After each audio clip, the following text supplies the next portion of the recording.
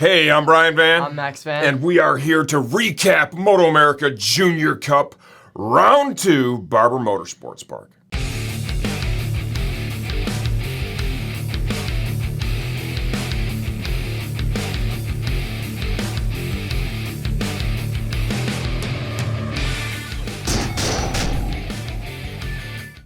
So, Barber Motorsports Park, that's a track that you've got a lot of laps at, more than any other one on the schedule. More than any other one on the schedule. And how has racing been for you there? It's always been garbage. I've never done well, if I'm being honest. You know, even at a club round at the GNF, it's never gone my way. But on a track day, it will. But then once it comes for competition, I always suck, if I'm being completely honest with you guys.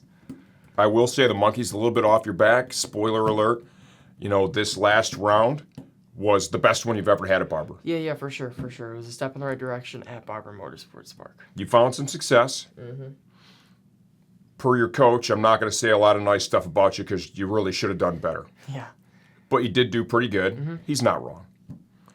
You're my son. I love you. You do a lot of great stuff. So I say nice shit, right? And that's okay. I'm allowed to do that. I'm your dad. For sure. Let's talk about how the weekend started.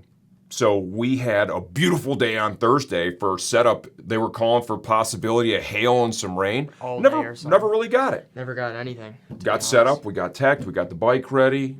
Uncle RJ and Babel showed up. Had a nice dinner, ready for Friday. And once again, still looking at this mixed bag possibility of weather. So we had prepared, wet setup springs. We had wet tires mounted, along with dries. We were ready to go.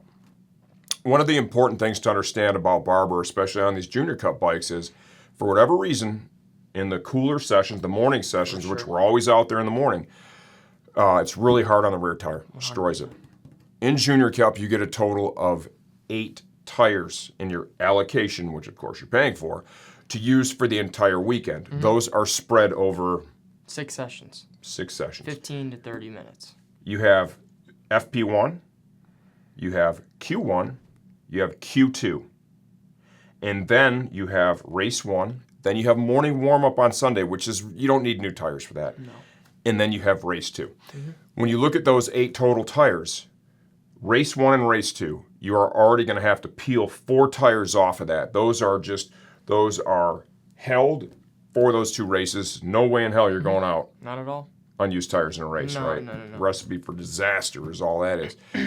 So that leaves us, right? We take the morning warm-up out, we take the 2 races out. That leaves us 3 sessions, but we only have 4 tires. Yep. So what we chose to do in free practice 1 is he did 4 flying laps, ended up in 4th place. Yep, like a second off or something like that, 1.2. We brought him in. We put the warmers, draped him over the tires, not plugged in, cooled him down slowly. You could already see the right side of that tire just starting to say, just getting ready to tear. For sure, yeah, I was getting there. So we flipped it, and that is what we had to use for free practice 1. Every team's tire strategy is different. There were definitely a lot of new tire sets that were used there, and Q2 and whatever. I mean, that is what it is. Doesn't make any sense. Doesn't really fit with the math, but that part is what it is, and we did what we did.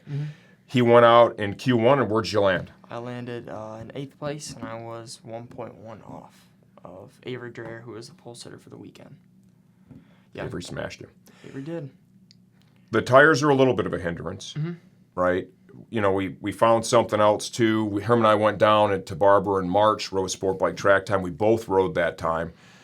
And we took the B bike, which is basically just a kind of a clapped out 2018 Ninja 400 that is pretty close to his. It's been crashed 40 times. Oh, yeah, probably at least that. Yeah. And it's the motor that's in it's just shit and whatever. So that's what we took down to ride. But I tried something different than what we had used previously in the setup, and I did a poor job of documenting that, right? I'm not going to make any excuses, 100% my fault. So in Q1, you did have chatter. You were complaining about that. That makes it hard to go fast. For sure. How much do you think the chatter... Like 10%. It wasn't a ton. I could have gone faster, but that could have potentially led in a crash, which would have just been, if I know the bike's not there and I know I have another chance in the morning, there's no reason for me to go out there and then throw it on a lap and, risk damaging my bike. You know what I mean? So Right. And it happens. So sure. I'll take it on the chin for that. That's my bad. I could have helped. Yeah. Would that have for sure gotten you out of 8th place? How much of it was you? Was it 10% setup and 90% max? You know, and then you got the tires in there. So, I mean, that part is what it is. And we were a little concerned at that point. Once again, watching weather very closely. What was it 8 in the morning the next day? 8:30 in the morning was our session. On Saturday. So we got real lucky. Jesus was on our team. And we got a dry session. Yep. Got a dry session. I was 2nd in the session and 4th place overall. So big improvement, 4 places. Starting from P4 for race 1, which is for sure better than P8. Do you remember the time that you did? 136.442. Or 432 is what I did. That's quick. It's relatively quick, yeah. Not the fastest I've ever gone there prior to that session, but Quick. yeah, it's quick. And it was a vast improvement. We were pretty stoked about that. So we get to race 1, and we got blessed with, once again, A good session. a dry track. Yeah. You know, the Twins race. I don't know if you guys have seen that or not. That was an absolute shit show. They started dry. It started to sprinkle. Then it went from a sprinkle to, altering track conditions. Wasn't a downpour, but it was a little wet. It was enough to make it wet, and For sure. Rocco had his hand up. Rocco's like, no, I'm done, dude. He went from leading the race to letting everybody roll, and he was in like 10th or 9th. 9th. Yeah. 9th or 10th. And it turned out in the end, he made a good decision because he didn't fall down. Some other people fell, and there was a lot of controversy. We're not going to talk much about that because our not our involvement in that class. is, it's just, our involvement there is just fans. We watched that. We know a lot of the racers in there, friends with them, right? It's awesome. We're going to say this. Kayla, it was great to see Kayla back. Kayla 2nd and 3rd. What a good weekend for her. Right out of the gate, too. Every time people think, oh, it's going to be hard for Kayla. She's moving up to a different class. She just shows everybody 100% what's Showed up. that having ACLs don't matter. No, yeah. She can race. Flat out. She is fast. She's Everybody awesome. knows that. Fantastic weekend. It was great to see her at the racetrack. 100%. We got a free wag bar out of her. That was good. And look forward to seeing her again at MotoAmerica.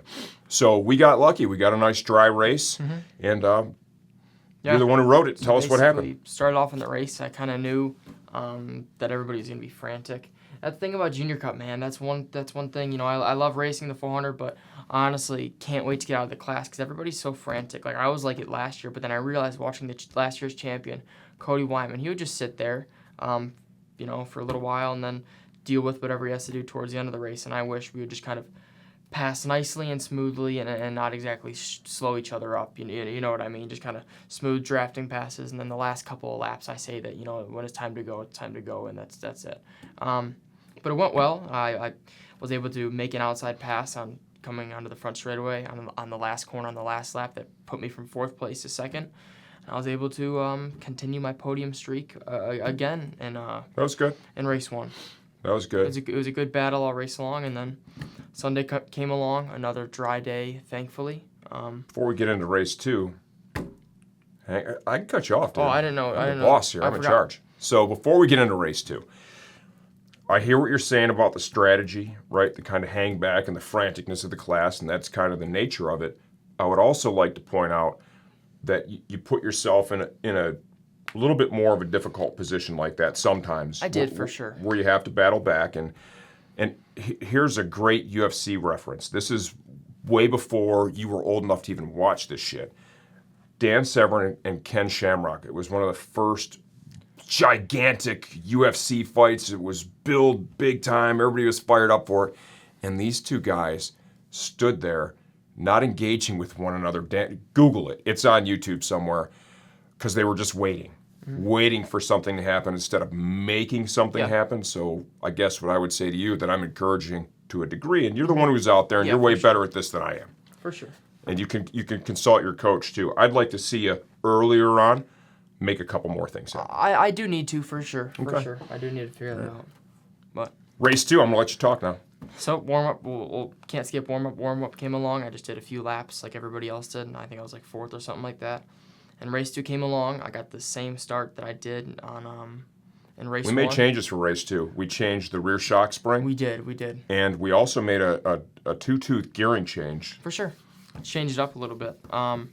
Made the changes for the gearing. If I was, so again, got a half decent start, and then I got down to like 5th place, so from 4th to 5th on going into turn 5, and then from there I kind of fell back, and then kind of mid-race is kind of when I had to realize, like, I got to do something here if I don't want to finish in 8th place. So I just continued to climb my way through the pack.